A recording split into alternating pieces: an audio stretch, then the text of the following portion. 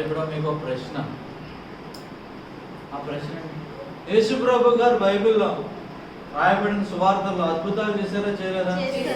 కుంటోళ్ళని బాగు చేశారు, గుడ్డోళ్ళని బాగు చేశారు, చెయ్యి పడిపోయిన పక్షమే పడిపోయిన అందరినీ బాగు చేశారా చేయలేదా? ఇప్పుడు నాకు ప్రశ్న, ఆ ప్రశ్న ఏంటో తెలుసా?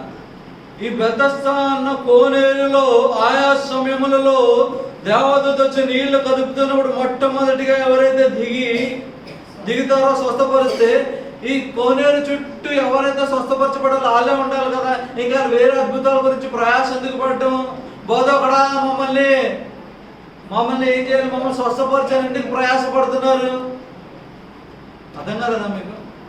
చుట్టుపక్కల ఉన్న ప్రతి సిటీ నుంచి కానీ, చుట్టుపక్కల ఉన్న ప్రాంతాల నుంచి కానీ, అన్ని ప్రాంతాల నుంచి కానీ ఇప్పుడు ఏం చేయాలి?